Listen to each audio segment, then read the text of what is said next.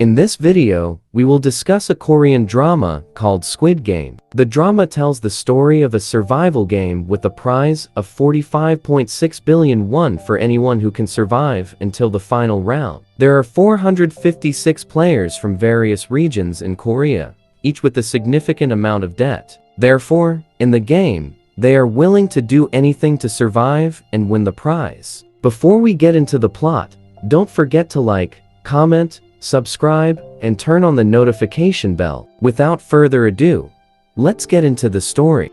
The movie begins by showing a widower named Given, who works odd jobs and becomes a burden on his elderly mother. His wife left him and married another man. Because of this, and even the custody of their only daughter also went to his now happily living ex-wife and her new family.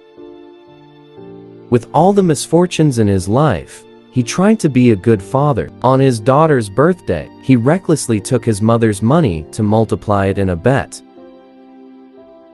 Fortunately, he managed to win the bet and obtained a considerable amount of money. However, as soon as he left the gambling arena, he was immediately chased by loan sharks who wanted to collect the debt from Gihan.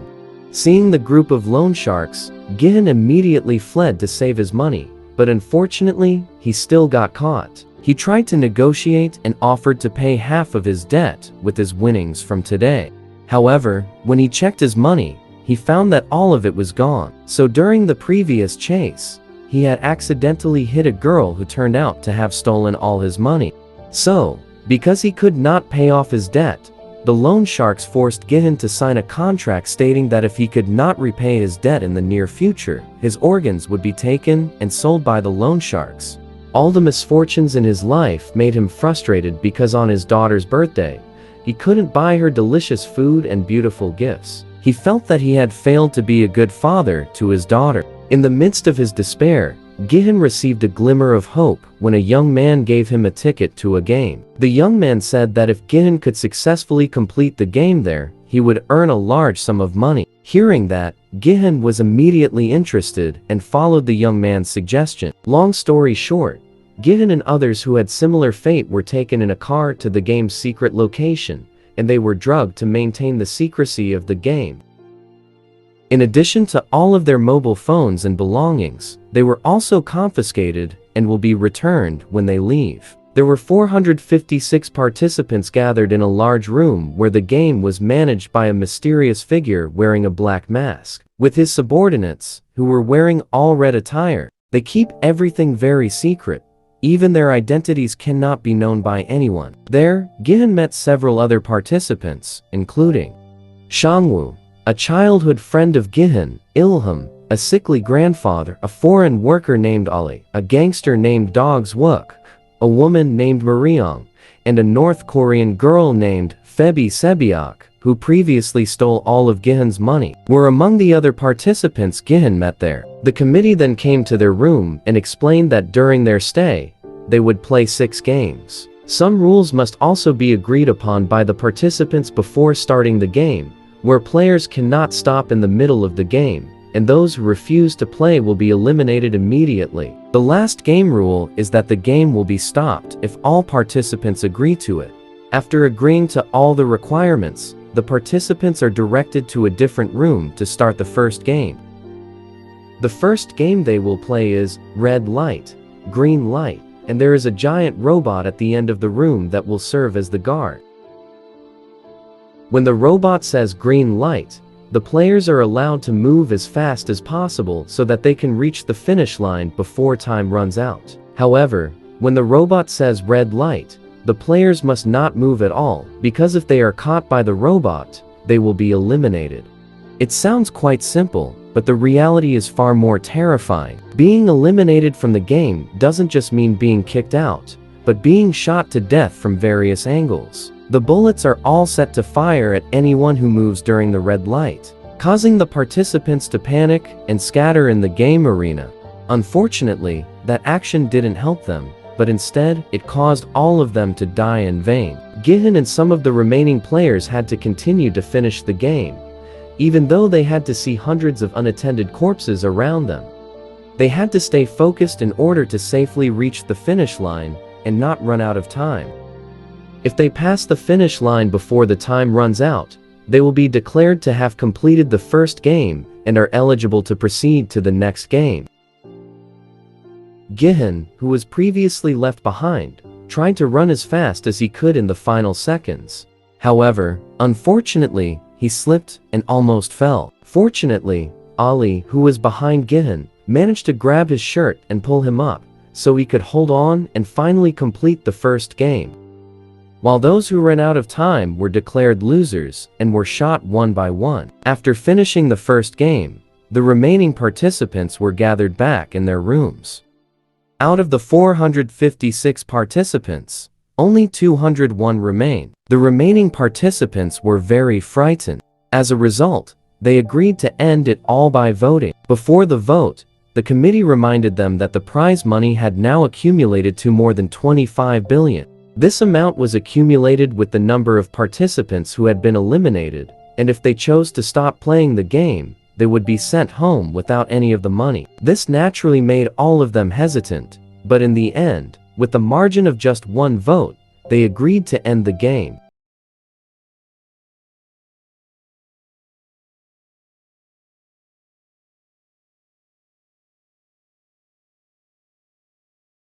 Participants were finally sent back to their respective regions.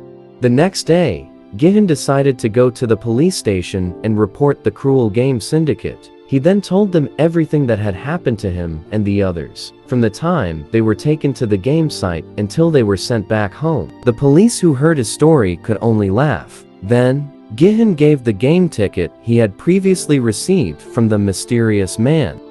There was a phone number on the ticket that could be called, but when the police tried to confirm the number, a regular woman answered the call instead. This made the police angry with Gihin, and they thought he was insane. Not long after, a police officer named Jonho had just arrived at the police station. He seemed interested in the game ticket that Gihin had brought with him, and even asked for Gihin's identity from the police officers who were listening to Gihin's story earlier. Jonho seemed to know something strange about the game. Unexpectedly, he also had an identical ticket to the one that Ji-hoon had. The ticket was known to belong to his long-lost brother. Jonho believed that his brother must be at the game venue.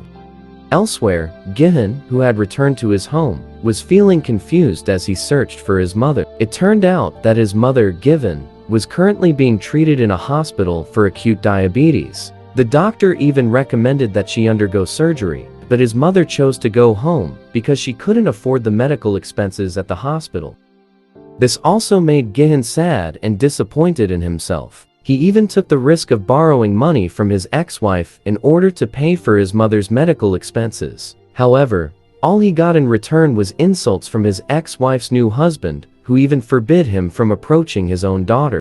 Of course, this made Gihin angry, and he immediately attacked the man. Now, Gihin realized that what the game organizers had said was true. The world outside was much crueler than what happened inside the game. They would still be chased by debts and would die at the hands of loan sharks. All the bitter realities of the world made Gihin and the others interested in entering the game arena again.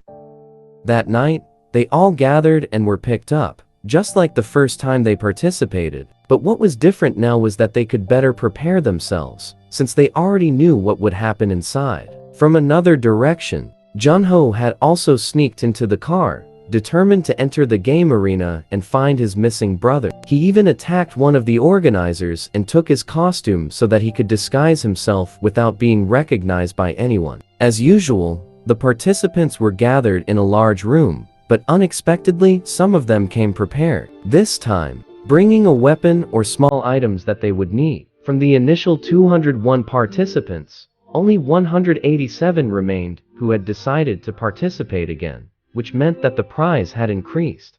At the same time, Jonho, who was also confused, now had to disguise himself as a committee member inside the game hall.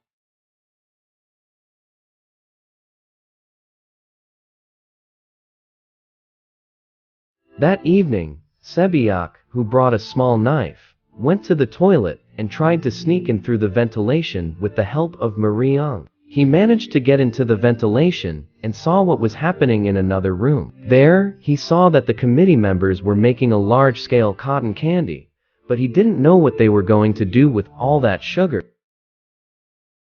The next day, the participants prepared themselves and gathered to play the second game. Before starting Songwoo game, Songwoo asked Saebyeok about what he saw last night. He said that this game must be his childhood game, while Saebyeok from North Korea would have a hard time. Therefore, Saebyeok told him that he saw the committee members making cotton candy. After hearing that, Songwoo immediately remembered his childhood game where there were melted sugar in various shapes, and their task was to shave the sugar according to its shape. That's why he deliberately chose a triangular shape, because it was the easiest shape. However, strangely, Songwoo didn't tell his close friends about it, and instead let them choose difficult shapes. For example, Grandpa Ilna chose a star shape. The participants had 10 minutes to complete this game. For participants who failed to make the correct shape, they would be immediately eliminated or shot. This made the other participants panic and become even more afraid. They all tried their best to get the desired pattern. Then, Muriang was seen using her lighter to heat up the needle so that it would be easier to melt the sugar. One by one, the participants who chose easy shapes started to successfully complete the mission safely. But the problem is that the participants are taking difficult shapes, and they are also chased by time that is getting shorter in the process of the game. Junho was also suspected by other committees because he looked confused and seemed to not know his task there in the last few minutes. Gihan got a brilliant idea so that he could complete the mission quickly. He saw that their candy had a pattern, so what they had to do was lick the candy until it could be separated from the pattern.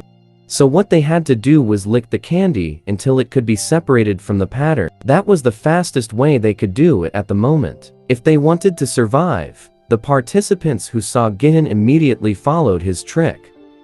Unexpectedly, it was very helpful for them, and some, including Gihan and Grandpa Ilnam, managed to complete the mission safely. However, there was a participant who failed and tried to fight a committee. Therefore, other committees immediately shot the other participants so that they did not have the chance to fight back. That participant then pointed a gun at the committee and asked them to remove their mask. But as soon as they did, the game organizers immediately shot them. So, all the committees there had an agreement that they were prohibited from revealing their mask or identity in the game hall, except when they were alone in a room. All of this was done to maintain the confidentiality of the game, and part 1 was finally completed. That's all, and we will continue to part 2. Don't forget to subscribe, like, and comment, okay?